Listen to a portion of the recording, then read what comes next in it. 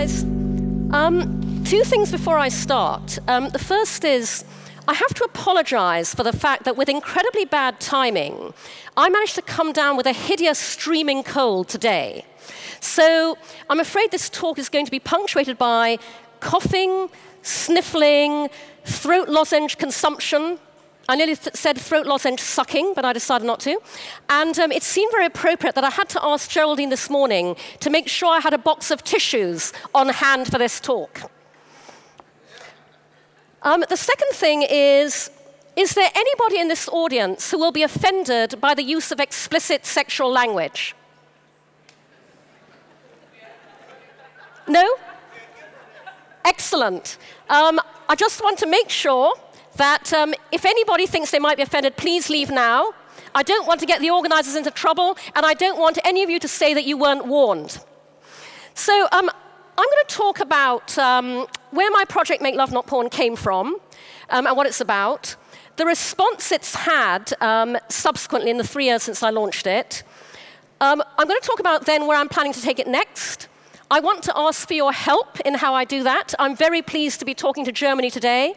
And then I'd like to leave a fair amount of time at the end of this session for questions, because I'm very keen to talk about this topic with you and to hear what you think and to answer anything that you want to ask me. So I date younger men. They tend to be men in their 20s. And it was through dating younger men that I encountered an issue that would simply never have crossed my mind if I had not come across it in a very personal context, which is the real ramifications of the creeping ubiquity of hardcore pornography in our culture. So today, porn is more freely and widely available via the internet than it ever has been before, which means that kids are accessing it at earlier and earlier ages than they ever have been before. And so we now have, as I can personally testify, an entire generation growing up that believes that what you see in hardcore porn is the way that you have sex. And this is exacerbated because we live in a society where we all have sex, but we never talk about it. Parents are usually way too embarrassed to teach children about sex. Schools and colleges run into issues if they try and make up the educational gap. And so hardcore porn has become, by default, the sex education of today. And that is not a good thing. So when I realized this, I decided to do something about it. And so 3 years ago, on no money, which is why it's a very basic, very clunky, very minimal website, I launched MakeLoveNotPorn.com. What MakeLoveNotPorn.com does is it posts the myths of hardcore porn, and it balances them with the reality. The construct is porn world, real world. This is what happens in the porn world. This is what actually happens in the real world. And when I put this site up, I said to my designer, I want this site to live in the world of hardcore porn. I don't want the slightest whiff of education or public service announcement about it, which is the kiss of death. I want this to go viral in the way that porn goes viral. And the other thing I did was I made it funny. I wrote all the copy myself, and I deliberately made it lighthearted in order to defuse the awkwardness and the embarrassment that exists around this whole area. While I was building the site, the opportunity came up to launch it at the TED conference. I took a deliberate decision to be extremely explicit in my TED talk, because I knew that audience would not get this issue unless I was very straightforward. As a result, everybody who was at TED 2009 remembers my talk. As one Twitterer said, it was the first time the words "come on my face" had been heard on the TED stage 6 times in succession. And therefore, TED, while wildly supportive, then proceeded to dither all that year about whether or not to post my talk online. Eventually, they did post it online, but they refused to post it on TED.com, because TED.com is visited by parents with kids and teachers with kids, in other words, my target audience. They posted on the TED blog, and they posted it on YouTube. And when they posted on YouTube, they disabled the comment stream. Now, I know why they did that, because YouTube is masked with a capital M. I asked them to enable it. I explained to them, and this is something it's important to be very clear about. Make Love Not Porn is not anti-porn. The issue I am tackling is not porn. The issue I am tackling is the complete lack in our society of an open, healthy dialogue around sex and porn, which would then allow people to bring a real-world mindset to the viewing of what is essentially artificial entertainment. If you boiled my entire message of Make Love Not Porn down to one thing, it'd be purely and simply talk about it. That's all I want you to do. And the reason for that is because we all get very vulnerable when we get naked. Sexual egos are very fragile. We find it strangely difficult to talk about sex with the people we're actually having it with while we're actually having it. Because we are terrified of hurting the other person's feelings, putting them off us, derailing the entire encounter or the entire relationship. But at the same time, we want to please our partner. We will seize our cues on how to do that from anywhere we can. And if the only cues we have are from porn, then those are the ones we'll take. That's why a lot of overly porn-influenced sexual behavior is driven by the best of all possible motives, not the worst. And that's why, as I say, my message with Make Love Not Porn is simply talk about it. And so when Ted disabled the comment stream on YouTube, and I asked him to enable it, I said, I designed this website to inspire an open, healthy dialogue. I want people to say anything they want to say about my talk on YouTube. Rest assured, I will have a very healthy sense of humor about what they do say, and I will undertake to monitor the comment stream myself, and I'll respond personally wherever I think it's appropriate. My TED Talk on YouTube by now has been viewed approximately 230,000 times.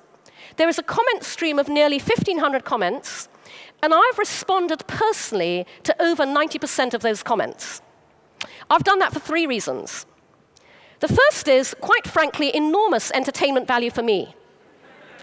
Because while there are many very positive comments, there are also many very negative comments. The negative comments all fall into one group.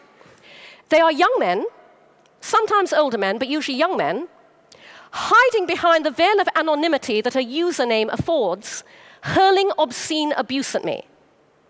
So when somebody posts, "Who'd want to come on her wrinkled old face anyway, shriveled up old hag?" he never expects that Cindy Gallop will respond to him, personally, publicly, openly, and with a sense of humor. So to that young gentleman, I replied, I know. I could really do with those facials, right? Yours, shriveled up hag. To the one who posted, any young guys fucking her can only be doing so out of pity, I posted, fortunately, a number of guys in their 20s like to do charity work. So as you can see, enormous entertainment value for me. But the second reason I respond is because it's my chance to do something that I actually feel very strongly about, which is the online equivalent of tapping somebody on the shoulder and saying, look me in the eye and say that to my face. Because no one ever does that online. And so whatever I respond to them, I always sign myself off with what they called me. Yours, wrinkled old bag. Yours, shriveled up old hag. Because that's me going, look in black and white at what you just flung unthinkingly out into the blogosphere, coming back at you from the person you said it about. How does that feel now? And the third reason is, this is my one chance to open up their minds. When I respond directly to a YouTube commenter, they will read what I have to say because it's coming to them personally.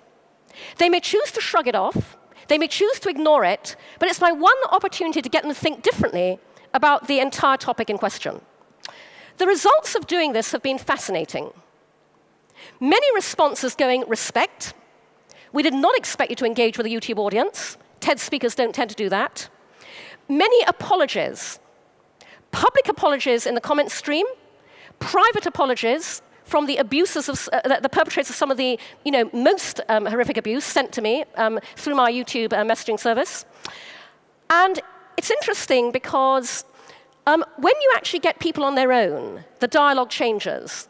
So with the most prolific abusers, the guys who just kept going, no matter what I said, eventually I would say, I'd love to discuss this one-on-one. The YouTube comment stream window is very small. Please message me privately on here so that we can talk about this in more detail.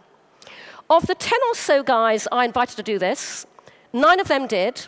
In this entire process, I've only ever had to give up on one person. And when you get them on their own, the conversation changes completely. So one of the angriest commenters turned out to be 28, Eastern European, a computer programmer, and a virgin. No wonder he was so angry about girls and sex. So I found myself going, so have you thought about trying online dating? And by the way, when you meet a girl in the bar, you might want to try and chat her up like this. We became friends. He messaged me on YouTube to say, I met somebody, I'm in love. I went, fantastic, that's great. You know, then he dated her for a few months, then she dumped him, he wept on my shoulder, I went, get back in the game, you know, there are plenty more girls. So, and by the way, okay, in my other life as a brand building and marketing consultant, I use this as a marketing case study. Because online abuse is like a street fight. Two people start fighting, and if you don't get in there and break it up straight away, many more people pile on, and before you know it, you've got a full-scale riot on your hands. You know, I believe in identifying anywhere that you're being attacked around the internet, and you can't erase that, but wherever I find somebody, you know, commenting angrily on what I'm doing, you will always find an open, polite, calm, straightforward, and honest response from me that defuses the discussion. Humor, very important, that defuses everything. And actually, it endears other people to you, and they start doing your defending for you. So actually, many other commenters on YouTube will leap into these discussions and defend me. And one of them said to me, you know, we have to apologize for all the trolls on here. I said, they're not trolls. The strength of people's responses only demonstrates how enormously personal this whole area is, and how very rarely we ever get to talk about it. And I think that that's one of the reasons why I launched Make Love Not Porn 3 years ago. I have had zero money, time, resources, funds to spend on it ever since. My primary focus has been my main startup, If We Ran the World. But even with me doing nothing about it, the response has been extraordinary. So on zero promotion from me, MakeLoveNotPorn.com gets 3,000 unique visitors per day. And I'll come back to where those visitors come from. Whenever anybody posts my TED Talk somewhere high traffic, that can shoot up to 10 to 12,000. This is a global issue. Make Love Not Porn is a global concept, which I've always intended, and again, I'll come on to talk about that a bit later. But it's gone global without my doing anything about it. It gets traffic from 180 countries in very interesting configurations. So for a while last year, the second highest source of traffic after the US was China. I've got no idea how that happened. It's not in Chinese. Currently, the second highest source of traffic is India. I think Pakistan is third or fourth. Again, I don't know how that happened. But most poignantly, I get emails to my Make Love Not Porn inbox literally every single day about it. And I get them from young and old, male and female, straight and gay, from all around the world. And even before the content I put out there, what blows people away is simply the fact that I stood on a stage in public and I talked about, and I'm doing something about, what everybody knows but nobody ever speaks about. And as a result, people feel able to tell me anything. They pour their hearts out to me on email. They tell me things about their sex lives and their porn-watching habits that they've never told anybody else before. And that's why I've increasingly felt a huge personal responsibility to take Make Love Not Porn forwards in a way that will make it much more far-reaching, helpful, and effective. I'm going to come on and talk about that in a moment. But I'd like to take this time to just clarify some of the issues that I'm tackling with Make Love Not Porn. One of the things that I need to clarify is my dating life. Because I have absolutely found that the area of sex, more than any other area I operate in as a business person, proves the truth of that saying, we do not see things as they are, we see things as we are. Everybody processes me and what I'm doing with Make Love Not Porn through the lens of their own personal bias, prejudice, fear, insecurity. And so, you know, a very common misconception is, oh, she dates younger men.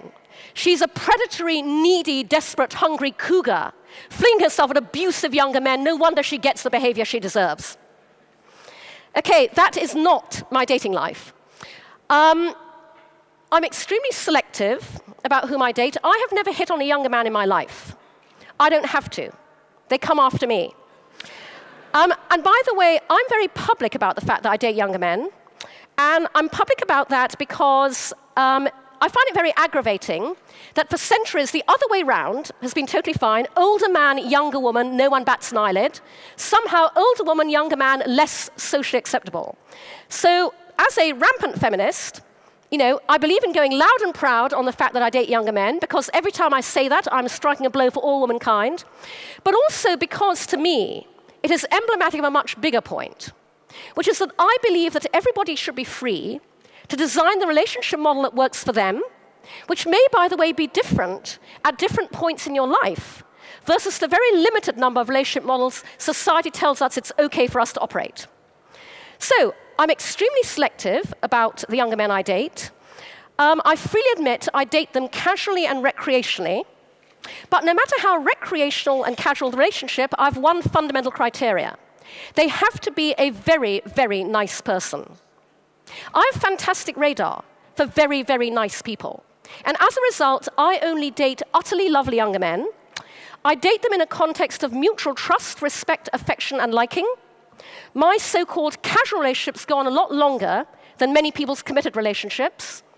I'm still seeing on and off one young gentleman whom I've been seeing for the past 5 years since he approached me on MySpace when he was 22. The men I date go on to date girls their own age. They move away to other parts of the country. We stay friends. We carry on meeting up platonically. I help them with their business ventures, their careers.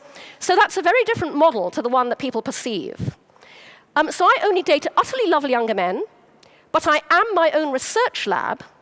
And so I can testify that even in the 3 years since I launched Make Love Not Porn, this issue is endemic, and it's only getting worse. Now, when I talk about Make Love Not Porn, people's minds tend to go to sex acts. And I have to explain that the impact of porn as default sex education is much more fundamental, insidious, and ingrained in ways that people often don't think about. And this comes from the fact that an internet security provider research study done a few years ago showed that the average age at which kids first view hardcore porn online is 11. This year, that age break is deemed to have dropped to 8. Based on my own anecdotal experience, I think that's pretty close to the truth. And by the way, 8-year-old kids don't necessarily go looking for porn. But this is not about parental controls. This is about what your friends show you on their cell phones in the playground, what happens when you are huddled with your friends around the computer at their house, and you can happen on things that are a click away that you never expected when you decided to Google something really innocuous like penis, hee-hee. And within a couple of clicks, you're looking at something that you never envisaged, and that you don't even fully understand. And so, the sorts of emails that I get come from women like the young woman who wrote to me a couple of weeks ago. The heading of her email was, "I want to make love, not porn, I don't know how." So she said, "I'm 23. I began watching porn when I was 11, before I even fully knew what sex was. And my sex life has been inextricably interwoven with porn. I've seen your website, I've seen your talk. I really want to make love, not porn. I don't know what that means. Please help me." And I'll come on to how I'm planning to do that. I get emails from men. Make love, not porn is a gender-equal proposition, because both men and women are equally influenced by porn as default sex education. And so what I say to parents is that you cannot begin talking to your children too early about sex. And I don't mean talk to them about sex. I just mean, when something comes up related to sex, address it frankly, honestly, and calmly. Often the way you say it is as important as what you say. Don't react with embarrassment. Don't shut them up. But I totally acknowledge how difficult it is, because I'm operating with Make Love Not Porn in a remarkably data-free area. So I have no actual statistical basis for this. But based on my own experience, I would estimate less than 5% of parents ever talk to their children about sex. And when I say talk to their children about sex, I mean along a spectrum that ranges from, here are some condoms, get on with it, all the way to sitting down and having an in-depth talk. And the difficulty there is that once upon a time, if you were one of those less than 5% of parents who actually sat down and talked to children about sex, the conversation used to be purely logistical. It used to be, this goes into this, when a man loves a woman, the birds and the bees. Today, the conversation that as a parent you need to have with your child goes, darling, we know you're online, and we know you're looking at hardcore porn sites online, and we just have to explain to you that not all women like to be tied up, bound, gang-banged, raped, choked, and have men come all over them, and not all men like doing that either. 100% of parents are never going to have that conversation with their children. And that's one of the reasons why I'm doing what I'm doing. So back to the impact of porn as default sex education in ways that a lot of people don't think about. So 99.9% of all mainstream porn is made by men for men. As a result, the entire raison d'etre, the be-all and end-all of every single mainstream porn sex scene is to get the man off. As a result, an entire generation of guys and girls are growing up believing the entire raison d'etre, the be-all and end-all of sex is to get the man off. And they're believing that even when they don't consciously know it. For the men, sex is all about them, and for women, sex is not about expecting, asking for, understanding your own pleasure. So, I'm 52. I'm old enough to remember, back in the day, when it was enormously important to the men that I slept with that I came. That I came first, that I came at least once, if not several times. If I did not come, the sex session was not a success, nobody was going anywhere till I came. Those were the days.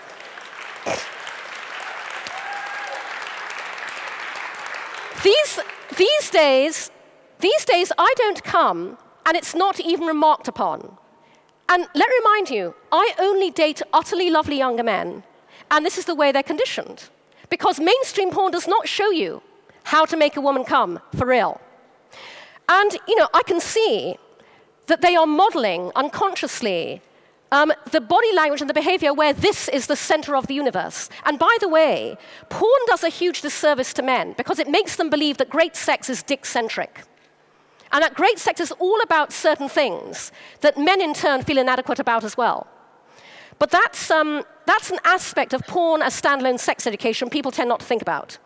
Another aspect is, so people don't realize how much porn you can watch when you really put your mind to it.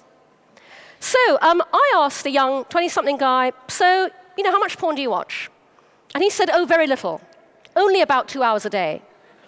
Now, normally there is a sharp intake of breath when I say that, but let me tell you, that is very little compared to a lot of other people I speak to, men and women, by the way.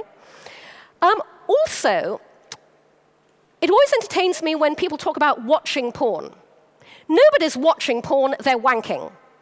This is not entertainment you watch. It's entertainment you masturbate to.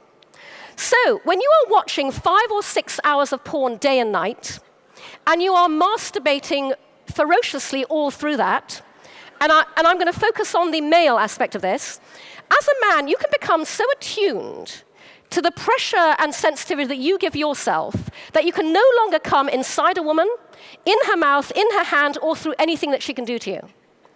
So I'd observed this myself with the men I date, where I've observed them resorting to self-pleasuring at moments when it's not about that being a huge turn-on, which it absolutely can be, but it's clearly about the fact that, you know, anything I can do is not going to get them there. I dated a guy who's 23. He began watching porn when he was 11 or 12. He lost his virginity at 18. So for 6 years, he was watching vast amounts of porn and masturbating vigorously. And he has never, ever come inside a woman, or inside a woman's mouth, or through a woman jerking him off. The only way he can come during sex is by jerking himself off. I'd observed this, and then I had this corroborated by a guy called Dr. Ian Kerner, who has a website called Good in Bed. And he encounters this, a lot of his patients and the men who write to him, and he has a term for it, idiosyncratic masturbatory syndrome. And obviously, if you are in a committed relationship or you're married, then this is a source of great unhappiness for both parties. So these are just some of the ways that, to be frank, are still not fully understood about the impact that the ease of access to porn online is having on us as human beings. I'm a tech entrepreneur. I go to conferences like this one about technology and human behavior all the time. I engage in discussions. I read blogs about the impact of technology on human behavior. I am tackling with Make Love Not Porn the single biggest impact technology is currently having on the most fundamental aspect of human behavior, which is our sexuality, which informs everything about how we feel about ourselves, other people, our relationships, our lives, our happiness. Only in the past year or so have people begun to really understand that this is happening. I see very, very few people doing anything about it. The interesting thing, too, is that Make Love Not Porn has brought a whole network of people to me from all over who've reached out saying, we love what you're doing, we want to help. Including, much to my surprise when this first began happening, a lot of people in the porn industry. Specifically, Generation Y in porn. Generation Y in porn is like Gen Y anywhere else. They're entrepreneurial, they're ambitious, they are questioning and challenging the old world order, they want to be a part of the new. 20-something porn stars and porn directors reached out to me, saying, we love this initiative, we want to help you with it. As a result, I have a lot of friends in the porn industry. I go to Vegas and attend the AVN Awards and the Adult Entertainment Expo every year. My friends are very interested in what I'm doing, and they're helping me with it. And it's very interesting for me as a business person to look at the porn industry. Because a lot of the things that are influencing human sexuality in ways that we would prefer it didn't are driven by the nature of porn as a business. Porn is like any other industry sector that I study as a businesswoman. It's gotten so big, it's gotten conventional. Porn now has norms and rules and conventions, which is why so much of it is so repetitive and boring. It has absolutely fallen prey to that syndrome known as collaborative competition. Collaborative competition is where everybody in the sector competes with everybody else in the sector by doing exactly the same thing everybody else in the sector is doing. And its old world order business model has been destroyed. It's tanking as an industry. And every single dynamic I've just cited is also true of music, broadcasting, publishing, and advertising. And so one of the things that I would like to do is help with what I'm doing de-demonize the porn industry. Because we never talk about sex, we never talk about porn. Because we never talk about porn, we never talk about the industry, and so this is an industry where there are no whistleblowers. Nobody shines a bright light into dark corners in a way that would help improve business practices, improve treatment of talent, and actually encourage innovation and disruption within it as an industry and help it to reinvent its own future.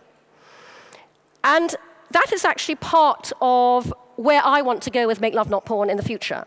So as I said, I have increasingly felt a huge personal responsibility to take Make Love Not Porn forwards in a way that will make it much more far-reaching, helpful, and effective. I've had to think very long and hard about exactly how I do that. Because I am tackling a very big, very difficult, very complicated area. So I've chosen to tackle it my own very small way, but in the way that I think I'm best suited to, coming from a background of 27 years working in brand building, marketing, and advertising, which is to find a way to embed what I'm doing in popular culture in a way that will make it so engaging, entertaining, and compelling that people won't get what I'm really doing, which of course at a fundamental level is educating. Plus, I've had to find a way to make what I want to do potentially massively scalable. Because if I want to counter the influence of porn as default sex education, I have to come up with something that has the potential to be as mass, as mainstream, and as all-pervasive in our society today as porn currently is. So I'm setting myself some pretty big goals there, obviously. So what I'm doing is I'm turning Make Love Not Porn into a business venture, which it hasn't been previously. I'm embedding a business model in it, partly because I could seriously do with the money, but also because I believe that all businesses of the future should be about doing good and making money simultaneously. Have a higher order social agenda and the ability to be enormously profitable, which is what my other venture, If We Ran the World, is all about, helping to redesign the future of business. I am planning to take every dynamic that exists out there in social media currently and apply them to the one area that no social media network or platform has ever gone or will ever dare go, which is sex. I want to socialize sex.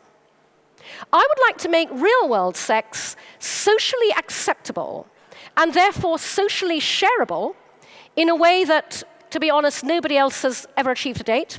I like a big girl. And I would like to do, with Make Love Not Porn, the 21st century, what actually Hugh Hefner managed with Playboy in the 20th, which is bring sex out into the open, legitimize it, create a public platform for public discussion in the public domain.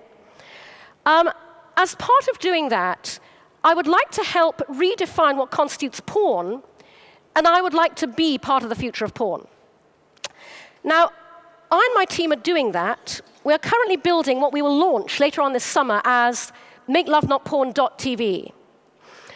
I'm afraid I'm not going to tell you exactly what that is. You can go to MakeLoveNotPorn.tv now and sign up for beta. Please, everybody, do. And the only reason we are operating MakeLoveNotPorn.tv in stealth mode is the one I alluded to earlier. Because everybody processes what I'm doing through their own lens, it is very, very hard building what I and my team are building. We don't need to be shat on from a great height while we're building it. You can shit on me all you like when I take it live, but until then, we don't need to be distracted with aggro and misunderstanding that might come from the outside if people knew exactly what we're doing. So I'm going to be boringly mysterious about it. Although if any of you would like to help me with it, you can email cindy@makelovenotporn.com, and I would love to hear from you. But there is another area I would like your help in. So as I just mentioned, doing what I'm doing is unbelievably difficult. It took me 2 years to get MakeLoveNotPorn.tv funded. Very ironic. I should be every venture capitalist's wet dream, literally. I have an idea enabled by technology designed to disrupt a sector worth billions of dollars in a way that is both socially beneficial and potentially very lucrative. But because that sector is porn, and the social benefit is to sexuality, nobody wanted to touch me with a barge pole. I finally found an angel investor who got it, put up the small amount of seed funding we needed to build this venture. I closed on funding 7 months ago. I then could not get my hands on the actual money for 2 whole months because I could not find a single bank in the US that would allow me to open a business banking account for a business that has the word porn in the name, even though the name of the business is Make Love Not Porn. I wanted Pivotal Labs, who are a brilliant software company, to build MakeLoveNotPorn.tv. They built If We Ran the World for me. They're fantastic. They passed because of the nature of what the concept is. Currently, my single biggest operational challenge is that MakeLoveNotPorn.tv has a very innovative business model.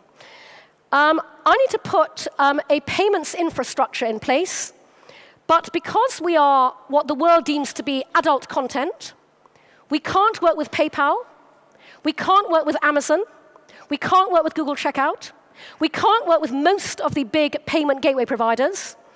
And by the way, we also can't work with adult industry-specific payment providers, essentially because it's a seller's market. The adult industry has nowhere to go. They're very expensive, and it doesn't work with our business model.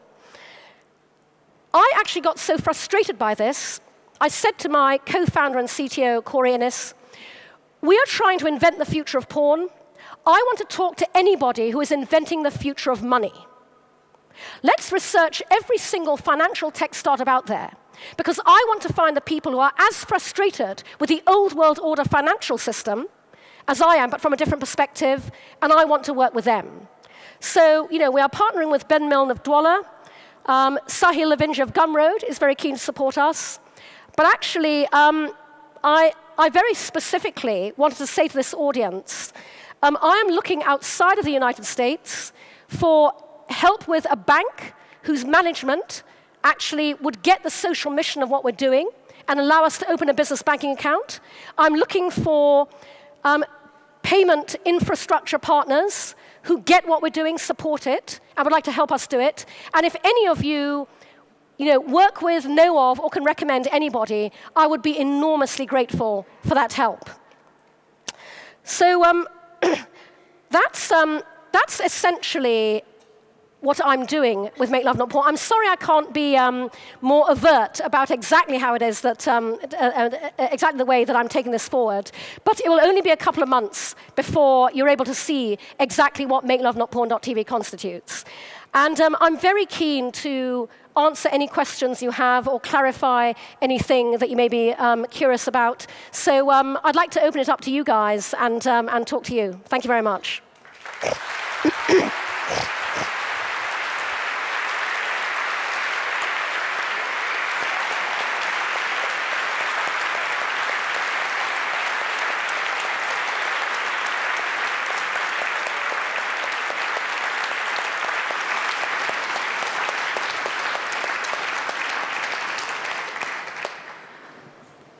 Excellent. Questions? Let's see your hands in the air, please.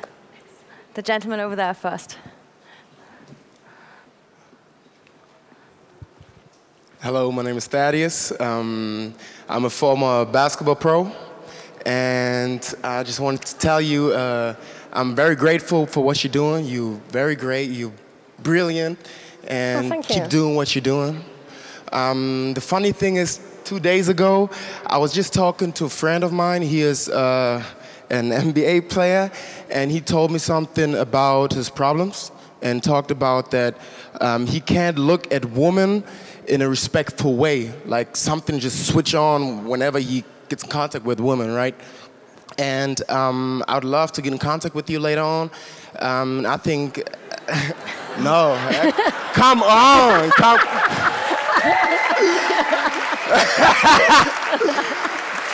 You see. And I am 23. No, I'm just playing.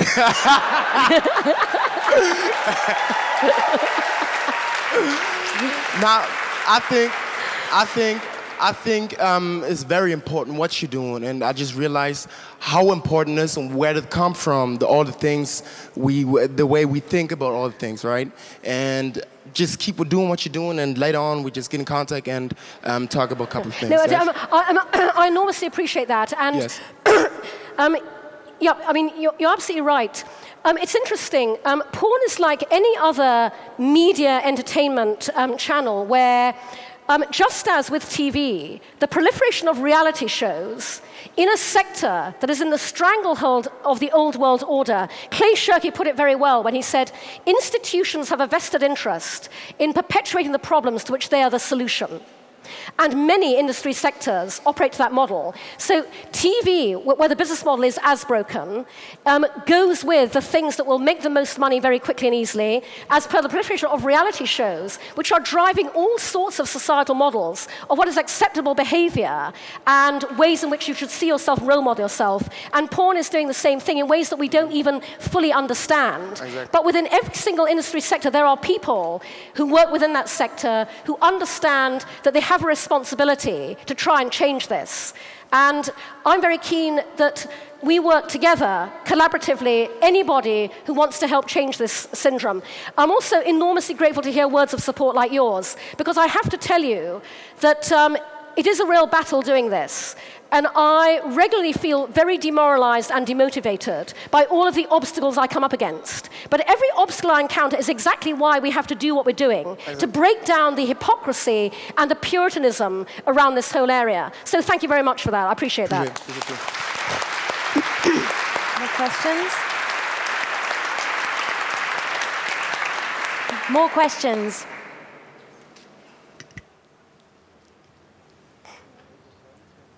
Don't be shy.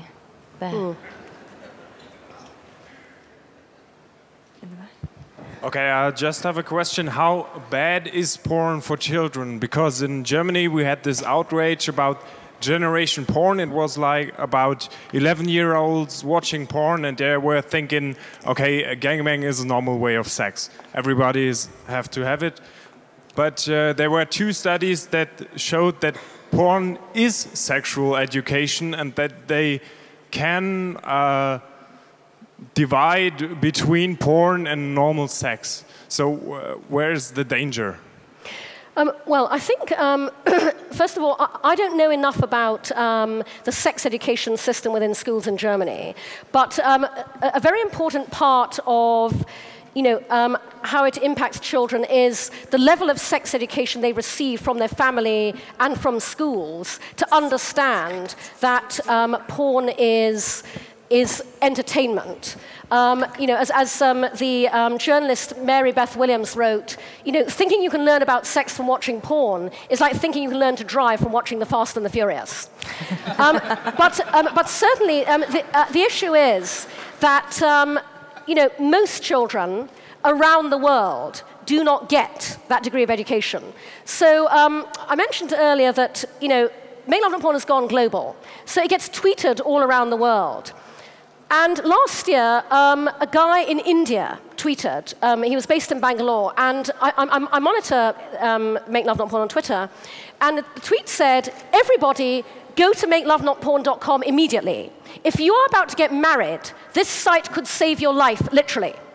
So I looked at that tweet, and I went, marriage? What's he talking about? Then I thought about it. I thought, OK, India, where unless you're part of the affluent elite, boys and girls are segregated, gender-wise, from birth. The boys grow up watching porn out the wazoo. Trust me, they do. The girls don't. Marriages in India are arranged. The very first time the bride and groom ever actually meet each other is on the wedding night. I didn't want to think about the wedding night. So this is massively needed in every country in the world. And I guess to your question also, people leave comments on MakeLoveNotPorn.com all the time. They write to me all the time. A young man left a comment a few weeks ago on MakeLoveNotPorn.com where he said, "I'm 23, and for people who tell you that porn does not influence the minds of young people, let me tell you I'm the living proof that it does."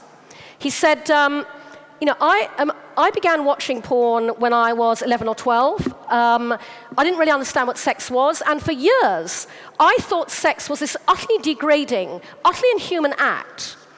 And he said, it wasn't until I fell in love for the first time at the age of 22 that I had any idea that sex had anything to do with love or even anything to do with affection. And this is a very sweet comment because clearly this is a man who is madly in love, and he said, and now I cannot understand why would you want to do something so degrading and inhuman to a girl who is put on earth by God like an angel. And he's obviously madly in love, and it's very sweet. But that's the danger that when you have not been taught what sex really is in the real world and how wonderful sex can be in a context of a loving relationship, then you can get a very warped perspective. And again, I hesitate to generalize, and so I'm making it very clear that everything I'm doing from my own subjective perspective. But as I said earlier, I am also my own research lab. I'm very open about the fact I date younger men casually. I date a lot of them.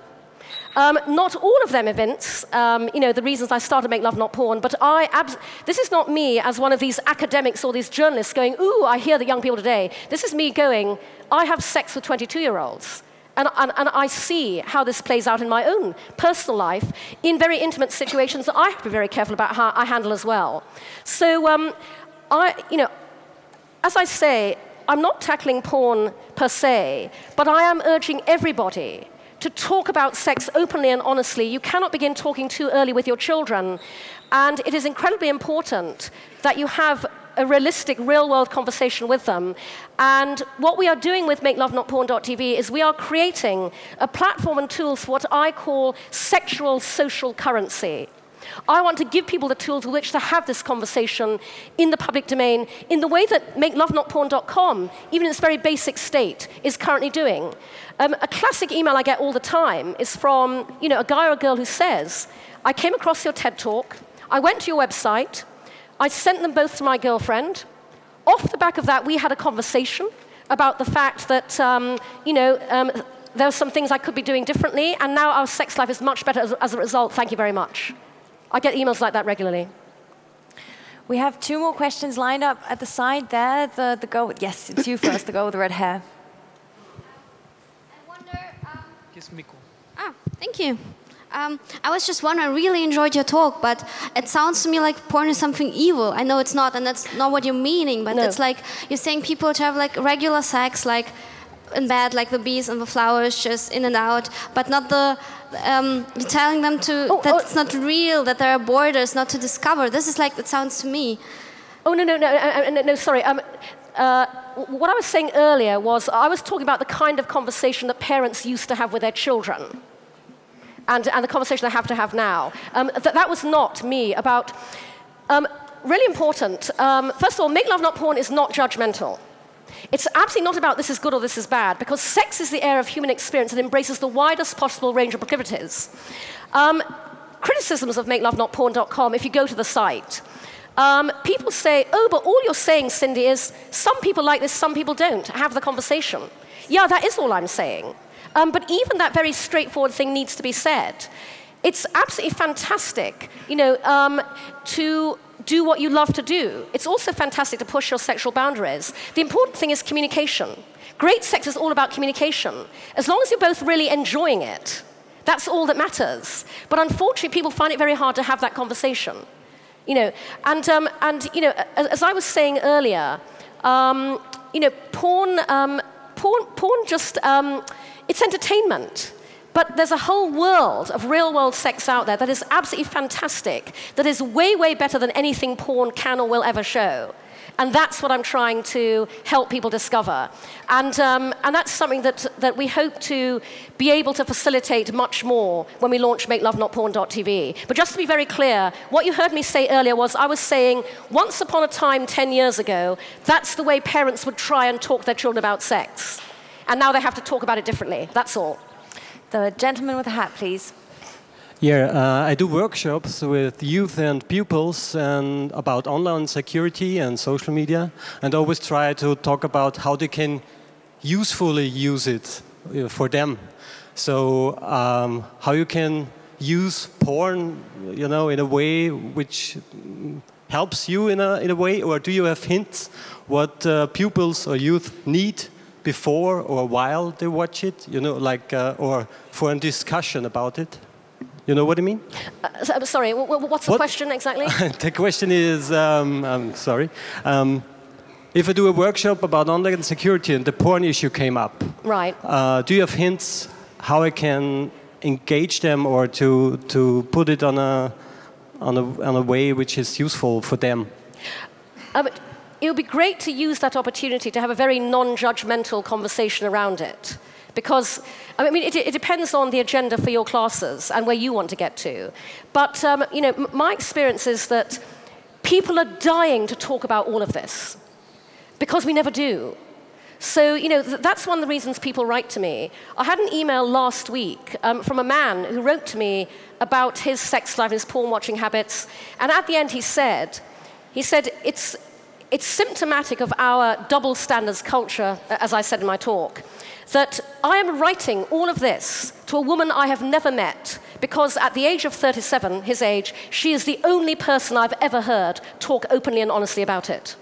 So I would say, you know, it depends on your agenda for your workshops, but if you have the chance, and this comes up, give them the forum to have a completely open, non-judgmental discussion and just let them say whatever they want to say. That'd be fantastic. The gentleman next to you, please. Yeah, one last question. Thank you very much for your speech. My wife is a teacher at a higher education school, and just last year they had that case with pupils showing hardcore videos on their mobiles to each other.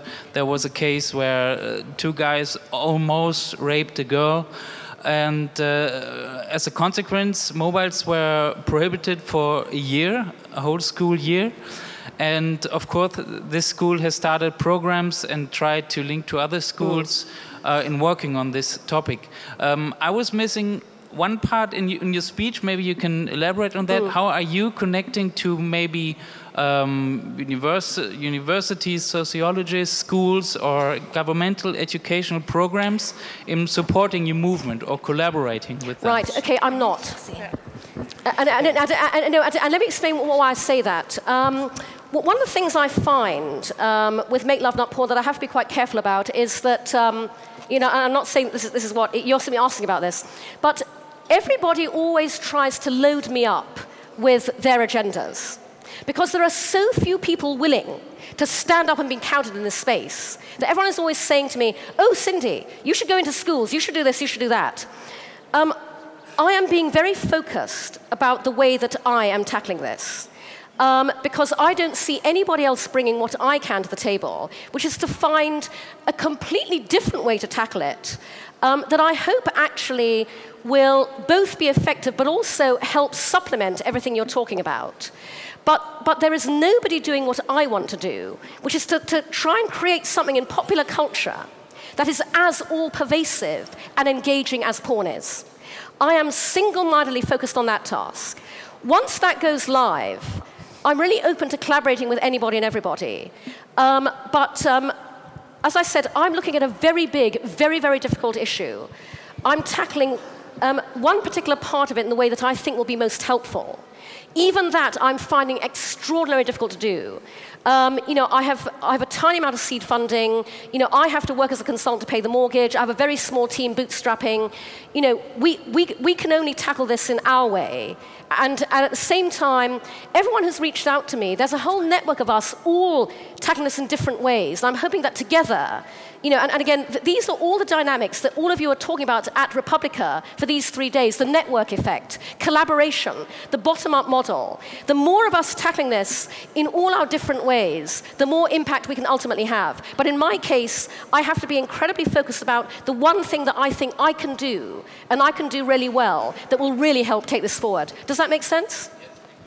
We have 2 final questions, and I've had away from the lady here in front, and afterwards the gentleman with a white shirt over there, please. Hi, Cindy. Thank you so much for your speech. I'm here. All right.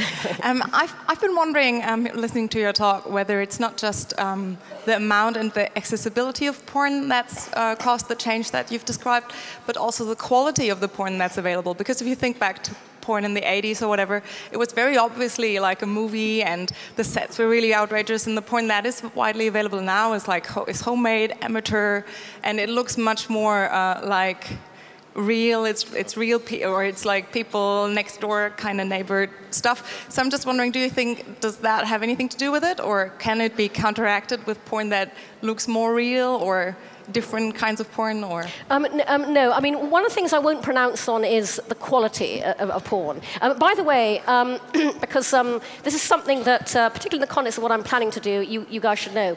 99.9% of all porn on the internet billed as amateur isn't. It's made by professional production companies masquerading as amateur because that is what people want to see. Those dorm rooms don't exist, guys. Sorry. And by the way, I have a huge issue with the term amateur. It implies the only people doing it right are the professionals, and the rest of us are bumbling idiots, which I completely disagree with.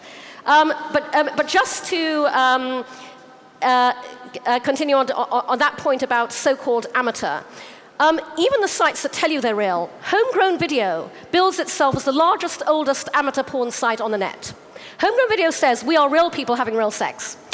If you go to the submissions page on Homegrown Video, they tell you where to place the camera, so you capture all the same camera angles as you do in porn. These submissions categories are the same as in porn, anal, deep throat. And then Homegrown Video tells you how to film yourselves. So Homegrown Video says to you in the anal sex submissions category, so our viewers really like to think it's the girl's first time. So when you film yourselves, you know, having anal sex, could you have the girl say to the camera, ooh, it's my first time, I'm really nervous. And then when you film yourselves having anal sex, it's really important, therefore, the girl is seen to go, ooh, ow, get off me. That is not real people having real sex. So actually, amateur in that context is a bit of an artificial distinction. But do you know, it's interesting in a way because, again, a number of things we're talking about derive from how broken porn is as a business sector, just like music or broadcasting or movies or advertising. So one of the things very unfortunate things in porn that I would like to see change is that when you are a porn performer, you can perform in a scene, and you are paid for that scene, not very much. And then somebody else goes on to make shed loads of money out of it, but you never see the value of, even if that scene is massively popular. Plus, you have no control over how that scene is represented. You have no control over the title of the movie or the things that are said on the website. And a lot of what can drive very unfortunate attitudes, particularly to women, is the verbiage and the language and the presentation and the framing of porn. So, I mean, this is an enormously complex issue, and I don't want to generalize, but it's not to do with quality of porn per se. It's to do with a lot of dynamics within the sector that add up to something very unfortunate, including, by the way, the fact that it is a massively male-dominated industry, like so many. Mainstream porn has not even begun to leverage the female experience of arousal, desire, and sex, which it has no interest in doing. And that also does both women and men a huge disservice. Okay, as most of you probably just heard, we also received, I'm not cutting off your question, don't worry, but my mic was on involuntarily, so I thought you all heard that we also received a Twitter question. Oh, right, sure. Which is just taken out of my hands, but it was another presenter who tweeted in, who must have just watched your talk online, who was asking what you think about the career of Sasha Grey, and I'm just trying to repeat this as best as I remember. So if that says anything to you, maybe you can build in and answer that question as well. And then we'll have yours. Right. Well, I guess Sasha Grey is famous for having made the crossover, as people call it, from the porn industry to the mainstream, and therefore she represents what a lot of people in the porn industry would like to do. And I guess what I would say to that is, as I mentioned earlier, I have a lot of friends in the porn industry. My friends are total consummate professionals. They have a very professional attitude to what they do. They're proud of what they do. They have a sense of their responsibility. They would like to see the industry change. And, I would like to see them respected in the way they should be as professionals. I would like to see a porn industry where, Sasha Grey is not the exception, but the rule. Where you don't always have to have a fake name. And you don't always have to live in fear of exposure if your family does not support what you're doing and you're terrified that they'll find out. I would like to see an industry where you actually realize the value of what you create. Every single dynamic that we would like to see in every industry sector, I absolutely believe should operate in porn. And I really want, as I said earlier, what I'm doing to help de-demonize the porn industry. I'm absolutely an advocate for my friends in porn. And when I launch MakeLoveNotPorn.tv, I would like it to help the porn industry see that there are ways of reinventing the business model and reinventing the way in which you come at creating adult content in ways that actually, hopefully, other people can also take on board and can inspire them. In fact, I already know what I would like my next venture to be. If MakeLoveNotPorn.tv ultimately does what I would like it to do, which is do a lot of good and make a lot of money, I would like to start an incubator accelerator for radically innovative porn startups. I would like to be the Y Combinator of porn. Because my young friends in porn have brilliant ideas, really interesting ideas. They're creating their own content. They have very different ideas about the future of porn, but there is nobody in that industry to help coach, advise, mentor, and finance what they want to do. And by the way, a tiny injection of cash into radically innovative porn startups will produce returns way beyond anything that any Silicon Valley incubator can dream of. So further down the road, that's one of the things that I'd like to do. Okay, please, final question. Okay, so thank you again for the interesting talk. And I'm really curious about the idea about Make Love Not Porn TV. So on the one hand, you're saying porn is one main aim. It's like jerk-off material. It has to get the man off. It has got to be sexy. And there has been a kind of evolution and stereotypes, and it's always the same, and in this sense, it's not real life and not a good thing. And on the other hand, you're saying you want to do this new porn site which It's not a porn site. So it's more than kind of an educational site. No, it's not an educational site. It's about entertainment. Is it about adult entertainment? Yeah. I'm not going to. I really can't say anything too specific about it. But what I will say is, I'm not going to do it. You guys are. Okay, I'm really curious how this will work. Go to MakeLoveNotPorn.tv now. Sign up for beta. Okay, thank you. Okay, great. Cindy, thank you so much. Thank you so much for educating and entertaining us at the same time. Are you going to come back next year and tell us, reflect on the first half year of Make Love Not Porn TV? Oh my God, I would love to come back next year and show you exactly what, hopefully, all of us will have done together by then. Now, that's a call for action. Thank you.